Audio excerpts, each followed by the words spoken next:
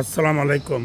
উপস্থিত আমাদের সকল বাংলাদেশ দেশবাসী ও আমাদের সকল চালক ভাইদের উদ্দেশ্যে আমার দুটি আলোচনা এবং যারা আমরা অ্যাপসের মাধ্যমে যারা রাইড শেয়ার করি ঢাকা, সিলেট, চট্টগ্রাম, তাদের নিয়েও আমাদের দুটি কথা দুটো হলো, আমাদের ভাই আমাদের আর কত মারতে মারতে আমাদেরকে শেষ করে ফেলাবে, কত শেষ করবে। এভাবে শেষ না করে, আমাদেরকে এভাবে ধ্বংস না করে দুনিয়ার থেকে আমাদেরকে তার চেয়ে চলে যাওয়াটা মনে করি এখন আমাদের অনেক বেটার। যেহেতু এই একটা ঈদের যোগ, ঈদের বছর, ঈদের দিন, সেই ঈদের দিনে আজ আমরা দেখেন সকলে আশা করে বসে থাকি, ছেলে মেয়ে বউ সলে সন্তান আত্মীয় স্বজন দেশ বাড়িতে যাবে, সবাই সব জায়গায় যাবে, কিন্তু সেখানে আমরা কি আনন্দ ফুর্তি উৎসব করার জন্য, তা মনে হয় এবছরে কোনো ব্যক্তির সে হাসি ফুটবে না, হাসি আসবে না। কেননা হাসি আসাটার একমাত্র কারণ হলো, এক হলো তেলের সংকট। বাংলাদেশে কোথাও কোনো জায়গায় তেল নেই, তেল পাওয়া যাচ্ছে না। সকাল 6টার থেকে শুরু করে দুপুর 12টা পর্যন্ত সিরিয়াল দাঁড়ানোর পরও তেল পাওয়া যায় না। তারপরে ইনকামের স্রোত খুবই কম।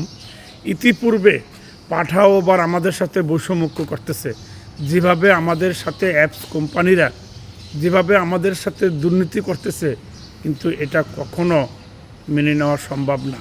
তবে আমরা সকলে বলি, এই যারা আমাদের সাথে দুর্নীতিগুলি করতেছে, এর বিচার একদিন তারা যেন আল্লাহর কাছে পায়। কেননা আজ সকল মানুষ, এই পৃথিবীর যত মানুষ আছে, বছরে একটা ঈদে সকলের আশা আকাঙ্ক্ষা পড়ে থাকে। সেই আশা আকাঙ্ক্ষার মাঝখানে আজকে তারা বইমুখ করে রাখতেছে, না দেশে ভাড়া, না দেশে কোনো কিছু, না দেশে তাদের কি। আপনারা দেখেন, একটা 8 কিলো 9 কিলো ভাড়া যদি 110 টাকা ভাড়া আসে, সেখান থেকে ডিসকাউন্ট দিয়ে আমরা 80 টাকা 90 টাকা ভাড়া পাই, কিন্তু আমরা তেলের টাকাটা আমাদের ওঠে না, আমরা তেলের টাকাটাও পর্যন্ত আমরা বহন করতে পারি না। সারাদিন আমাদের 500 টাকার তেল শেষ হয়, সকাল থেকে রাত 12টা পর্যন্ত 500 টাকার তেল শেষ হয়ে যায়, কিন্তু আমরা 1000 টাকা ইনকাম করতে পারি না। পকেটে আমাদের 1000 টাকাও আসে না। তা 500 টাকার তেল খরচ করে 500 টাকা নিয়ে আমরা ভাত খাবো, খাওয়া দাওয়া করবো, সংসার বাঁচাবো, না ঈদের ছেলে মেয়েদেরকে কিছু দিব? এটা আপনাদের কাছে বিচার। কিন্তু আমরা এতটাই বলেছি, বারবার বলেছি যে দেখেন, অন্তপক্ষে আমাদের ঈদের বাজারটাকে, ঈদটাকে সামনে রেখে আপনারা ভাড়াটাকে একটু সংযত করেন। যেহেতু আপনার ভাড়াটা এতটাই কম, যাতে আমরা কিছুটা একটু সামনে অগ্রসর হতে পারি, সেই জিনিসটা আপনারা একটু এগিয়ে আসেন। কিন্তু না, তারা সে কথা না শুনে দিন দিন আরও তারা ভাড়া এমনভাবে নিতে নামাচ্ছে যাত্রী ধরার জন্য, কাস্টমার ধরার জন্য। আরে বাবা, কাস্টমার ধরতে গিয়ে আপনারা আরও বরঞ্চ কাস্টমার হারাইতেছেন, যাত্রী হারাইতেছেন, এবং আপনারাকে রাইডার হারাইতেছেন। আমি যদি কলটা না ধরি, তাহলে ওই যাত্রী কীভাবে যাবে?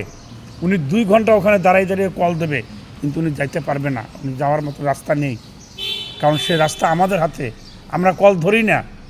এখন যাত্রী কোথায় যাবে? তাই আপনারা এটি না করে, যাতে করে আপনারা কল ধরে সকলে যেন কল নিয়ে যেতে পারে, সকলে যেন রাইড দিতে পারে। আপনারা 500 টাকা বোনাস দিচ্ছেন, এই 500 টাকা বোনাসের সাথে আমাদের ঘরে 200 টাকা আমরা নিতে পারি না কাজ করে সারাদিন।